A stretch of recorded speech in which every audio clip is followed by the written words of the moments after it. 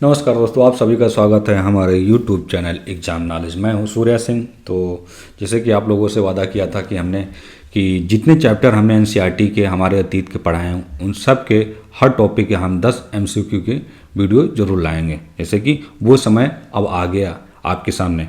10 question जो हमारे हैं हमारे अतीत चैप्टर नंबर जो उसका है, क्या, कब, कहाँ और कैसे। ठीक है, जो हमारा पहला चैप्टर था कब, क्या, कब, कहाँ और कैसे, उनमें हमने ये सारे जो क्वेश्चन थे कम से कम 10 जो मोस्ट इम्पॉर्टेंट क्वेश्चन हैं उनको हमने इसमें कवर कर लिया है। तो हम वो सारी चीज़ें आपको एमसीक्यू के माध्यम से बताएंगे कि कैसे क्वेश्चन आ सकते हैं। तो चलिए जानते हैं कि इतिहास शब्द की उत्पत्ति किस भाषा से हुई थी।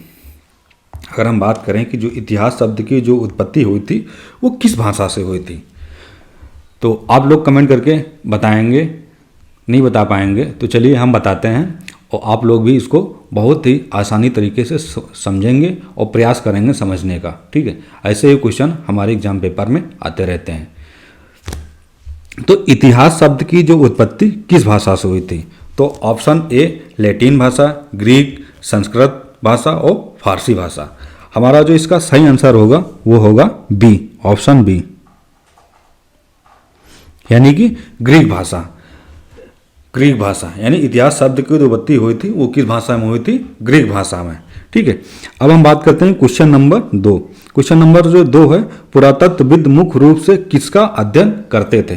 जो पुरातत्वविद थे वो मुख्य रूप से किसका अध्ययन करते थे, जैसे कि नंबर ए ग्रह, नंबर बी पुराने पत्थर और अवशेष, नंबर सी नदियां, नंबर डी बादल। इसमें 4 ऑप्शन है, तो इसका जो सही आंसर होगा वो होगा क्या, बी, ऑप्शन बी,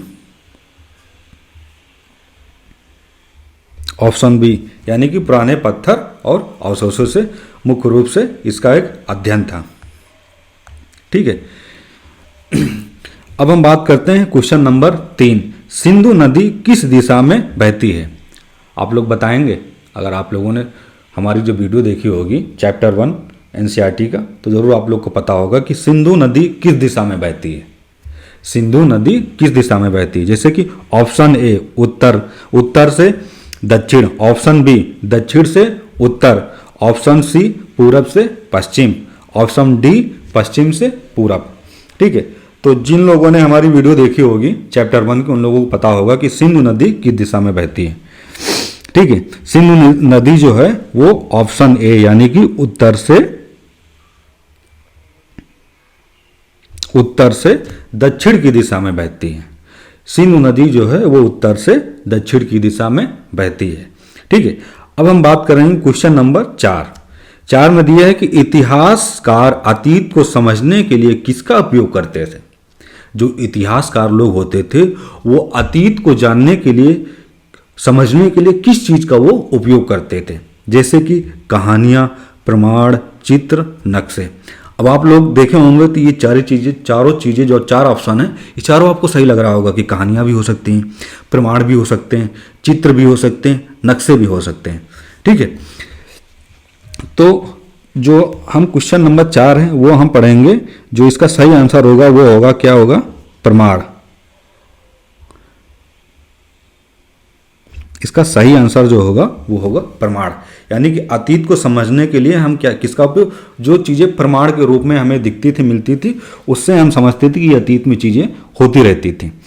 ठीक है, अब क्वेश्चन नंबर 5, क्वेश्चन नंबर 5 जो है वो है, कौन सा स्रोत लिखित ऐतिहासिक स्रोत माना जाता है। कौन सा स्रोत लिखित और ऐतिहासिक स्रोत माना जाता है, जैसे कि ऑप्शन ए उपकरण, ऑप्शन बी हड्डियां, ऑप्शन सी ताड़पत्र पात्र, नंबर डी, ऑप्शन डी मिट्टी के बर्तन। ये 4 ऑप्शन है। इसका जो सही आंसर होगा वो होगा क्वेश्चन नंबर 5 का सी, यानी कि ताड़पत्र। इसका जो सही आंसर होगा वो होगा ताड़पत्र। कौन सा स्रोत लिखित इतिहास में माना जाता था। ठीक है, अब हम क्वेश्चन नंबर 6, जो हमारा क्वेश्चन नंबर 6 है एमसीक्यू, वो है पुरातत्व शब्द का अर्थ क्या है। आप लोग जितने लोगों ने हमारे अतीत के अध्याय 1 के चैप्टर देखे हुए, आप लोग को पता होगा, वो लोग तुरंत समझ जाएंगे कि पुरातत्व शब्द का अर्थ क्या है। जैसे कि ऑप्शन ए पुराने पौधों का अध्ययन, ऑप्शन बी पुराने भवनों का अध्ययन, ऑप्शन सी पुराने अवशेषों का अध्ययन, ऑप्शन डी पुराने पशुओं का अध्ययन। ठीक है, तो इसका सही आंसर जो होगा वो होगा सी। इसका जो सही आंसर होगा वो होगा सी, यानी कि पुराने अवशेषों का जो अध्ययन होता था उसको पुरातत्व का शब्द का अर्थ होता था। पुरातत्व शब्द का अर्थ ये होता था कि पुराने अवशेषों का अध्ययन किया गया है। ठीक है, अब क्वेश्चन नंबर 7, कर किसे कहते हैं। ये बहुत ही सरल और बहुत ही एक साधारण सा क्वेश्चन है जो आप सब लोग बता सकते हैं। कुछ लोग हैं नहीं बता पाएंगे जिन्होंने नहीं पढ़ा होगा। ठीक, कर किसे कहते हैं। नंबर 1 राजा द्वारा दान, नंबर 2 लोगों द्वारा दिया गया एक प्रकार का भुगतान, युद्ध में मिली वस्तुएं, खेती का उपकरण। ठीक है, अब इसका जो सही आंसर होगा वो होगा लोगों द्वारा दिया गया प्रकार का भुगतान। कर किसे कहते हैं, लोगों द्वारा जो भुगतान किया जाता था वो क्या होता था, कर। वो लोग क्या करते थे, जो हम लोग जो अतीत के लोग जो भुगतान करते थे तो वो कर के रूप में करते थे, राजा महाराजाओं को वो कर के रूप में देते थे। ठीक है, अब क्वेश्चन नंबर 8, प्रारंभिक लोग मुख्य रूप से कहाँ बसते थे। यानी कि जो प्रारंभ के जो लोग होते थे वो मुख्य रूप से कहाँ बसते थे। जैसे कि पहाड़ियों पर, जंगलों में, नदियों के किनारे, रेगिस्तान में। ठीक है, ये 4 ऑप्शन है, ये 4 ऑप्शन है। तो हम बात करते हैं जैसे कि ये लोग कहाँ रुकते थे, नदियों के किनारे। ठीक है, प्रारंभिक लोग कहाँ रहते थे, नदियों के किनारे रहते थे। नदियों के किनारे इसलिए रहते थे, वहाँ पे चीज़ें आसान होती थी उनको, वहाँ पे रहने के लिए और सारी सुविधाएं वहाँ पे उपलब्ध हो जाती थी, पानी से लेके हर चीज़, क्योंकि नदियों के किनारे थोड़ा जंगल भी रहता था तो वहाँ पे वो चीज़ें थोड़ा सा सेफ रहते थे। ठीक है, यानी कि प्रारंभिक लोग मुख्य रूप से नदियों के किनारे रहते थे। अब हम बात करते हैं क्वेश्चन नंबर 9, तारीखों में बीसी का अर्थ क्या समझेंगे। Before culture, before civilization, before Christ, before century. ठीक है, इसका जो सही आंसर होगा वो होगा सी,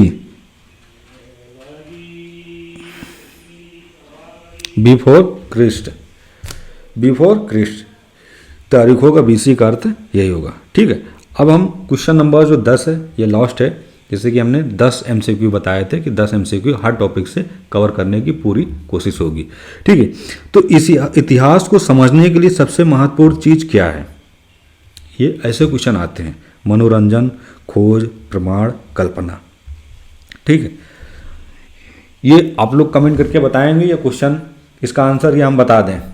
ठीक है, आप लोग नेक्स्ट वीडियो में बताना, जो हमारा जो लास्ट क्वेश्चन नंबर जो 10 रहेगा उसका आंसर हमें बताना होगा, या आप लोग कमेंट करके बताएंगे। इस चीज़ को आप हमें कमेंट के माध्यम से बताएंगे तो वो चीज़ें फिर हम देखेंगे। ठीक है, चलिए इसका हम आंसर बता देते हैं।